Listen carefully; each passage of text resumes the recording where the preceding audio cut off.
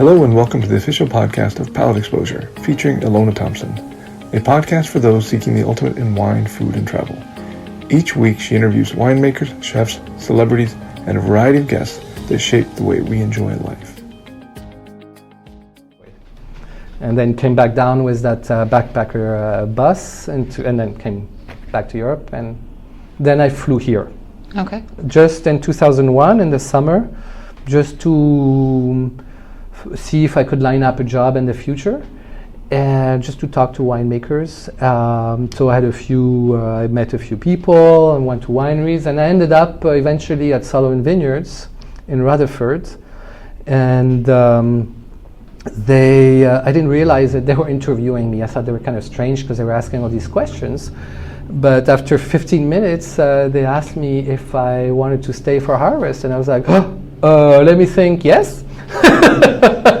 And so they're like, can you start tomorrow? I was like, no. I don't have a house, I don't have a car, I don't have my papers to work here. So we worked it out, and I did the crush in 2001 with them, and super happy to be here. In 2002, I became the viticulturist and the winemaker at Sullivan, and stayed there until early 2010.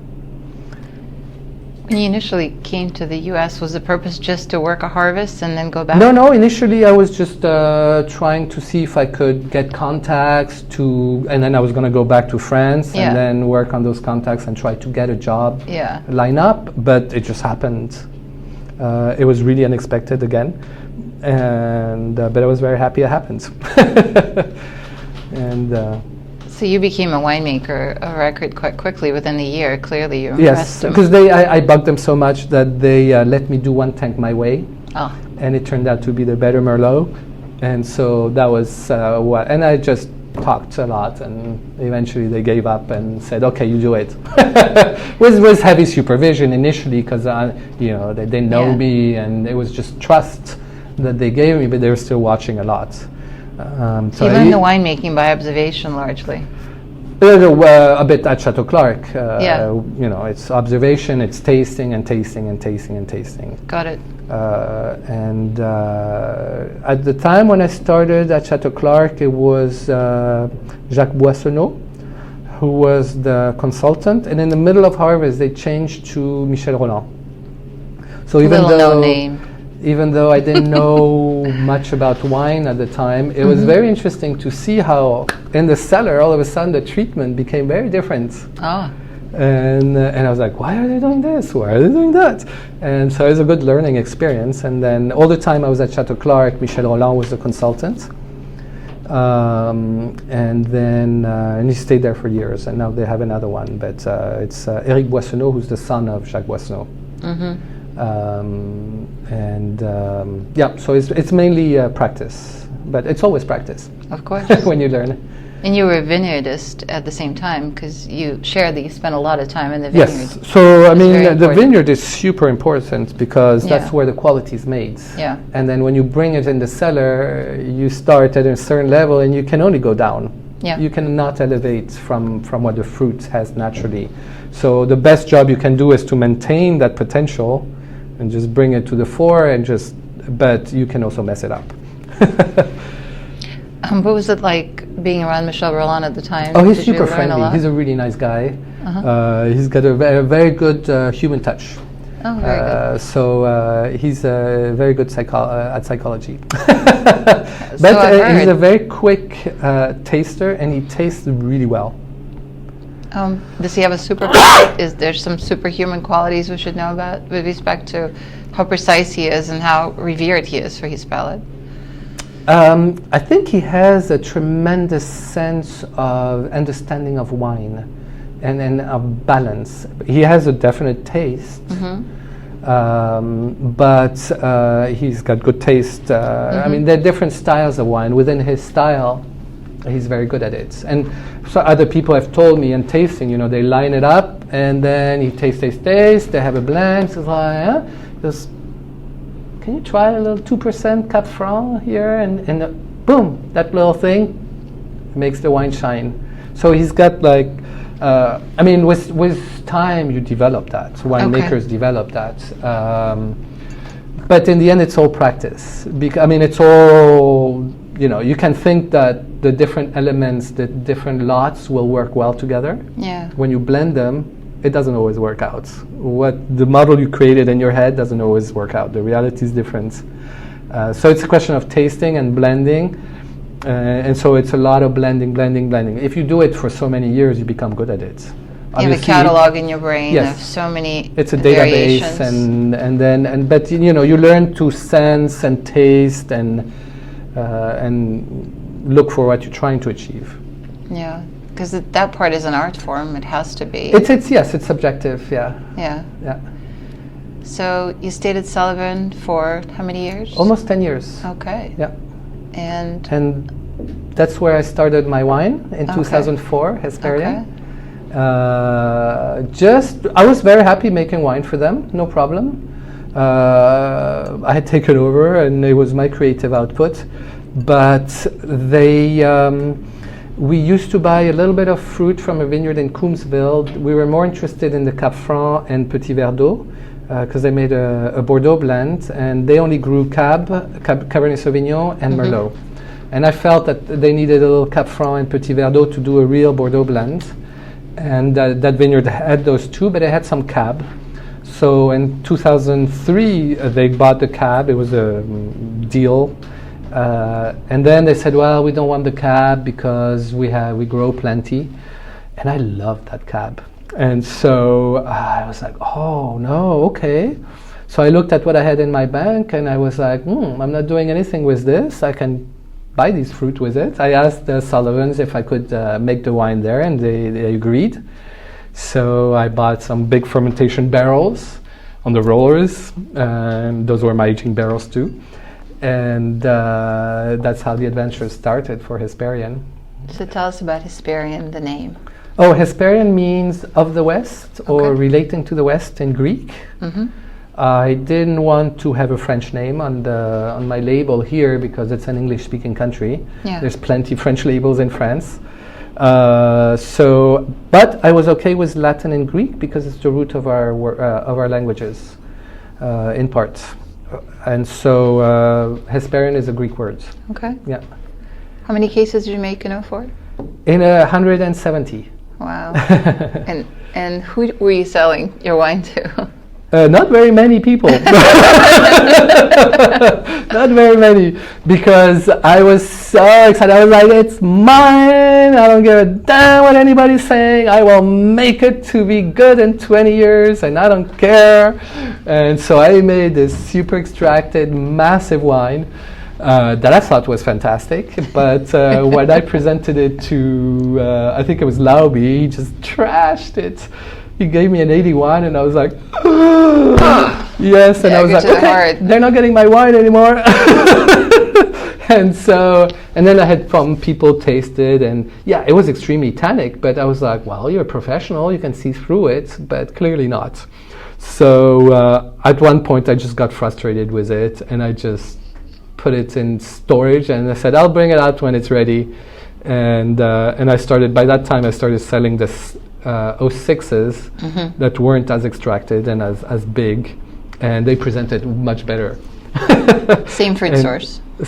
Different fruit source. Okay. So in 04 and 05, it was Harry's Vineyard in Coombsville, and so also in 6, 7, 8. And by that time, I thought I hadn't started selling yet, so it was exciting. It was fun. I started making a bunch of single vineyards, 100% cab, from different appellations to showcase terroir. And because people understand intellectually when you tell them what terroir is, the influence of the soil and the climate and how you grow it. And but when you taste them, it's a different thing. And people couldn't believe it, side by side, they're like, but it's all cab? Yes. The only difference is where they grew. And so it was an interesting teaching tool, but I would only make 50 cases of the single vineyards and then a blend of them. And so I don't know if I brought some 07 today, but I brought some 04 for later.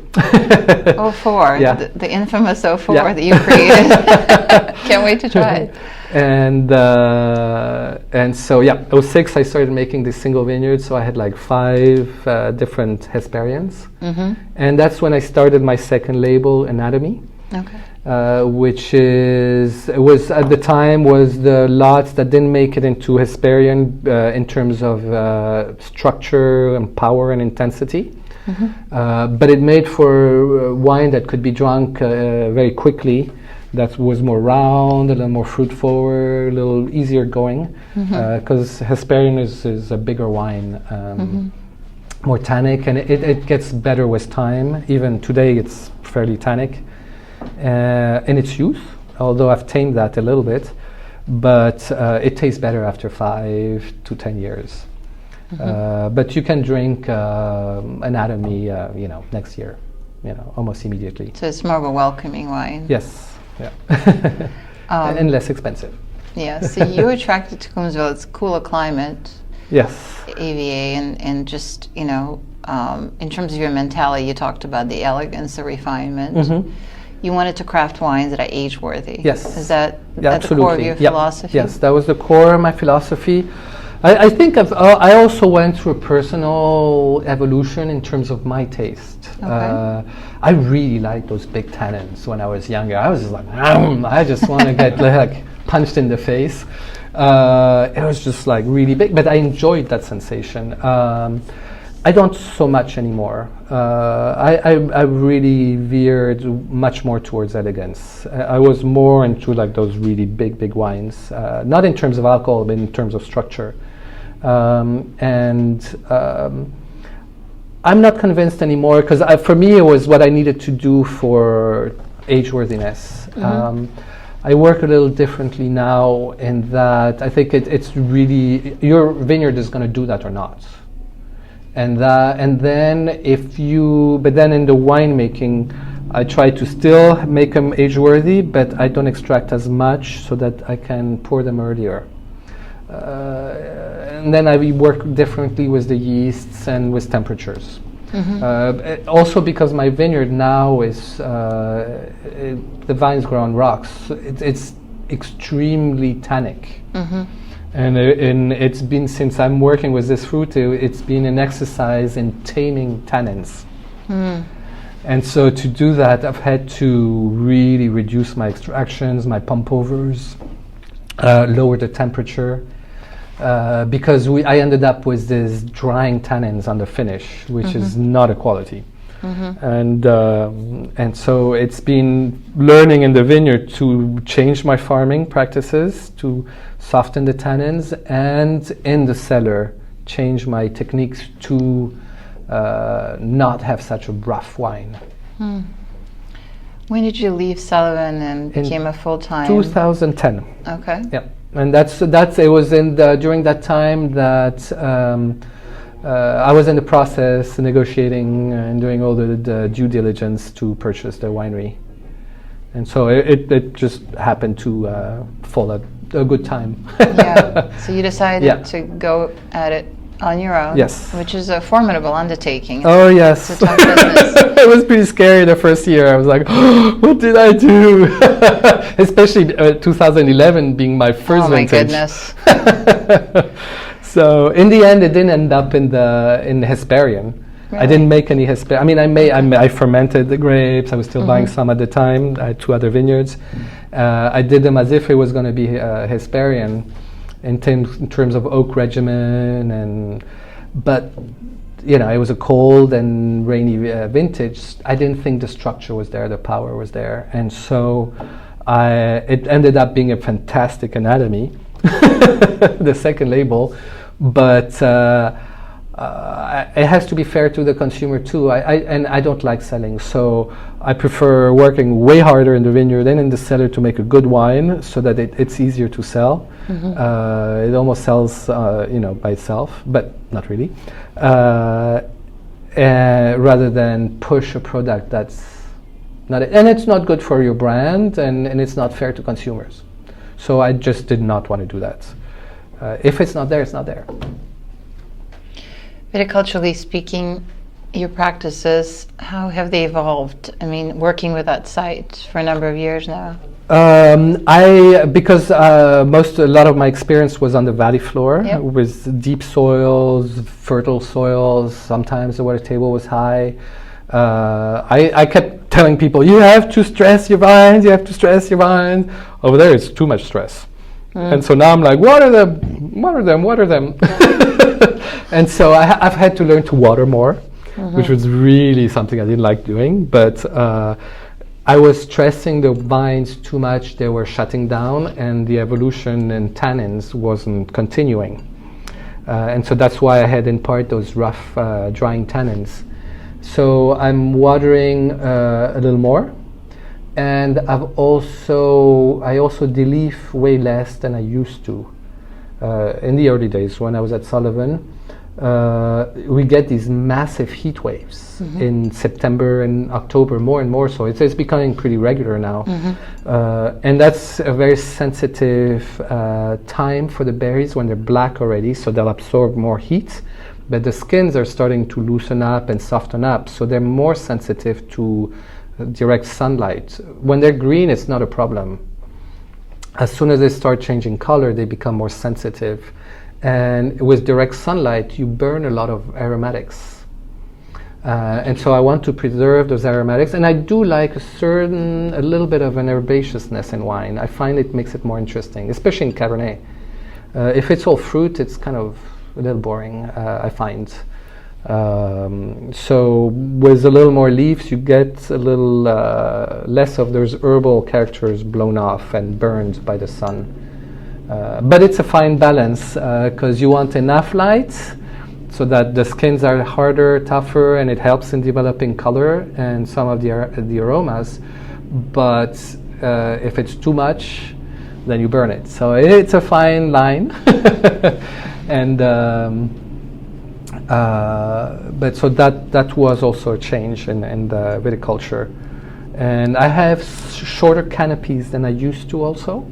And because that ways you don't produce sugar too fast. It forces the grapes to hang a little longer without accumulating too much sugar, so that the tannins can be more in tandem with the sugar. Often in warm climates like here, the sugar accumulation goes faster than the tannins ripen. Ideally, they come together when you pick them. But often we wait so that the tannins are ready, because you can't change the tannins. You can play with the sugar in the wine, but not with tannin structure. And so you wait to pick, and then your sugar's super high, and then you end up with a high alcohol wine. This is a simple solution for it. You just drain some of the juice as soon as you crush. It's just sweet juice, and then you replace it with some water.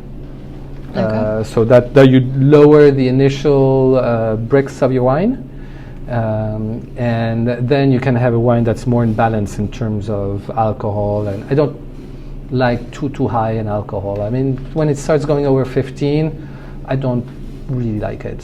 I like drinking wine for its aromas and for its flavors. It's not so much a question of alcohol. And I find if there's too much alcohol, then it becomes aggressive. Yes, it gives you more viscosity, it makes it seem bigger, but that's not what I'm looking for. You have a very distinct, well-articulated point of view. Thanks. Is it something you honed in on over the years through your winemaking and wine tasting experience? It's an How did obsession. it come about? It's a devouring obsession. Well, I think it almost has to be. Yes, I think so. If you want to do something really well, it has to be a passion. Yeah. Although I say that, but I think that my wines are better now than they were before, because I'm a little removed from it. Before it was all passion, and now I remove myself a little bit. I look at it a little more clinically and say, yeah, hold on. What's really going on here? Like, let's just be really technical about it. I mean, I still have the passion, but it's a little more subdued now. I have it a little more under control, where I can actually take a rational decision than just base it on gut feeling and experience. It's very important to work with a vineyard for a few years because they're all different, and so you learn your fruit and how to best express them. Not only work them in the vineyard, but how to really carry them through in the tank and during fermentation. Is that a motivation behind you purchasing a vineyard? Because clearly you had a choice of sourcing fruit. It's huge. There's an inherent conflict between the grower and the buyer, because the grower obviously wants, he's farming to make money on his vineyard, so he's looking at dollars per acre. Yep. And that means bigger berries, more fruit per vine, etc. And a winemaker wants smaller berries so that the wine's more intense. Yeah. So there's always that pull between the grower, and so you want to be nice about it to get the message through, but there's a point where you can only go so far. And so over there, I do sell some grapes at this point to help with paying bills for farming and real estate taxes, but the goal is to make wine, and so I farm them for my winemaking and not to get dollars per acre. So that and I've seen the quality really just jump since I took the vineyards. So you took more of a purist approach of coaxing as much as you can out of a piece of land. But that's the interesting part. And to me, I could have gone and bought fruit and all these known vineyards now here and there, do the regular route that a lot of people do, like, get the right, viticulturist with the right name, get the vineyard that's known, not the right winemaker because I'm the winemaker. But, at least these two. No. That's my fun, goddammit. And, but what's the point? I would be really proud, and I'm really trying, to get to like the perfect wine, whatever that is. I don't think there's such a thing as perfection, but get to the 100 pointers a few times, and just because it's a reference, but also to take a vineyard that wasn't known and really reveal its terroir, and I find that much more interesting. It's more difficult, but it's also more interesting. Everything worthwhile is challenging, isn't it? Yes. That's how it works. Unfortunately. Darn it. Let's talk about the cellar for a second. What's your barrel program like? What type of coopers do you use? It's French oak, not because I'm French, but because the structure of the oak is different between American and French oak. They're different species of oak, so their flavor components are different, and their molecular structure is different. So the sensory character that American oak brings, for me, is too loud. It's very, has a lot of vanillin and a lot of whiskey lactones, which translates as the coconut flavor. And it's, I'm fine with the vanilla, but coconut shouldn't be in wine. Draw the line at the coconut. Yes, or the dill. I hate dill. That's Missouri oak. And so French oak, typically tight grain, because I have plenty tannins up there. The tighter the grain, the less it releases in the wine. Yeah. And I have about 5 coopers. Okay. Because I like the diversity of it. They all bring a little something different to the wine, and one will work better one year, and another one another year, and then the next year maybe another one. I haven't completely refined my barrel program yet, because I'm still refining the grapes and the fermentation. Okay. And then once I feel that I have that really, it's an ongoing process. I do it a little bit with the barrels. I keep doing trials and things like that, but I don't feel that I'm fully, completely fixed on the barrels. That's still a moving target.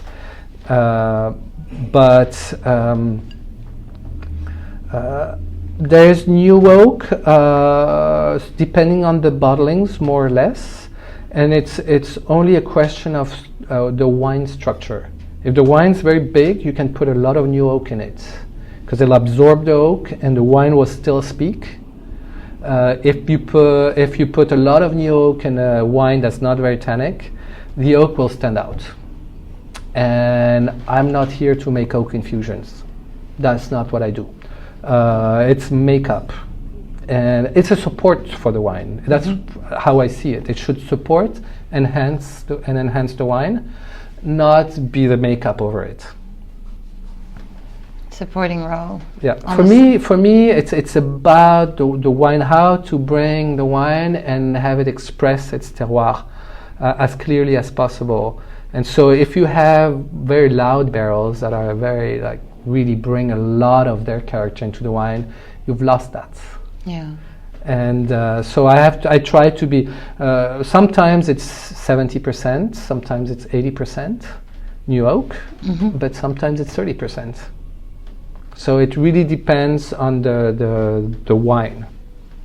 Do you always, your aging regime, is it always the same amount of time? Pretty much, because I did some earlier bottling about 15, 16 months earlier on, and I was afraid to get too much oak impact. Yeah.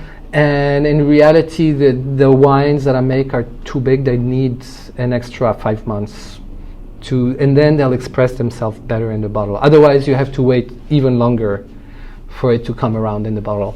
So right now I'm at about 20 months. It seems to be a good number for my wines.